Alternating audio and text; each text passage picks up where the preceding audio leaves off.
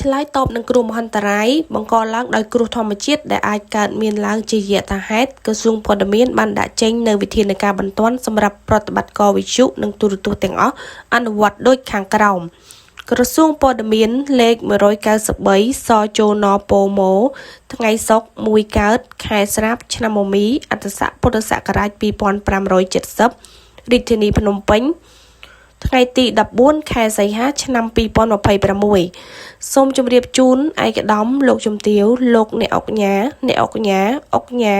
លោកស្រីម្ចាស់ស្ថានីយ៍វិទ្យុនិងទូរទស្សន៍ទាំងអស់កម្មវត្ថុស្ដីពីការត្រួតពិនិត្យបច្ចេកទេសឧបករណ៍សម្ភារៈបរិក្ខារម៉ាស៊ីនផ្សាយនិងបង្គោលអង់តែនរបស់ស្ថានីយ៍វិទ្យុនិងទូរទស្សន៍យោងប្រកាសអន្តរក្រសួងលេខ279ពមប្រកចុះថ្ងៃទី27ខែកក្កដាឆ្នាំ2020របស់ក្រសួងព័ត៌មានក្រសួងប្រៃសណីនិងទូរគមនាគមន៍និងរដ្ឋលេខាធិការដ្ឋានអាកាសចរស៊ីវិលស្ថានភាពចាំបាច់សេចក្តីដូចមានចែងក្នុងកម្មវត្ថុនិងយោងខាងលើសូមជម្រាបជូនឯកឧត្តមលោកជំទាវលោកអ្នកអង្គញា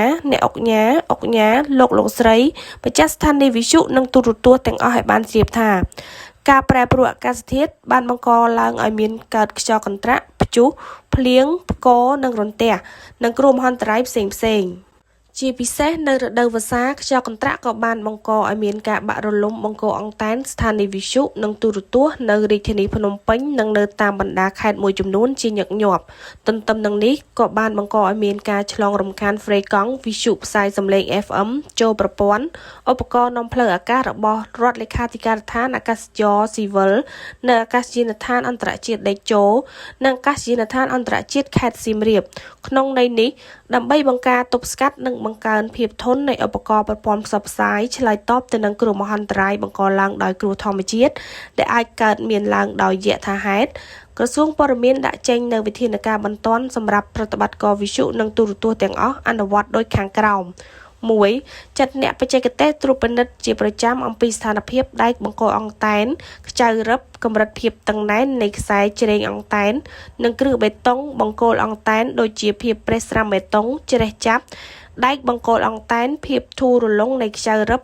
ខ្សែជ្រែងបង្គោលអង់តែនជាដើម2ត្រួតពិនិត្យការតភ្ជាប់ប្រព័ន្ធខ្សែ feeder សម្រាប់បញ្ជូនសញ្ញា feeder line ស្លាបអង់តែនវិទ្យុនិងទូរទស្សន៍អង់តែន panel dipole B ដែលបំពាក់នៅលើបង្គោលអង់តែនតាមស្តង់ដារបច្ចេកទេសដើម្បីធានាភាពរឹងមាំពេលមានខ្យល់កន្ត្រាក់បក់បក់3ត្រួតពិនិត្យប្រព័ន្ធការពាររន្ទះក្រោមដី grounding system បង្គោលអង់តែននិងបន្ទប់ម៉ាស៊ីនផ្សាយតាមស្តង់ដារបច្ចេកទេសដើម្បីធានាសុវត្ថិភាពឧបករណ៍បរិក្ខារផ្សាយជាដើម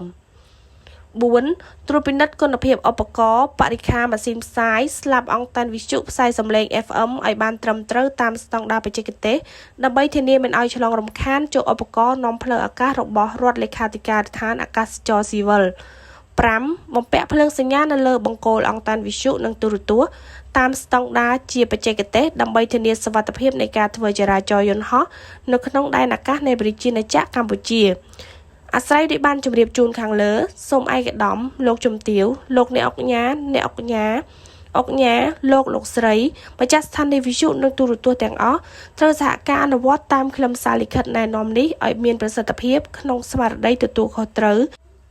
ចាប់ពីថ្ងៃចុះហត្ថលេខានេះតទៅសូមឯកឧត្តមលោកជំទាវលោកអ្នកអង្គញា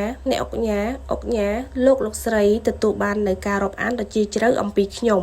ហត្ថលេខានឹងត្រាឯកឧត្តមរដ្ឋមន្ត្រីណេតភក្ត្រា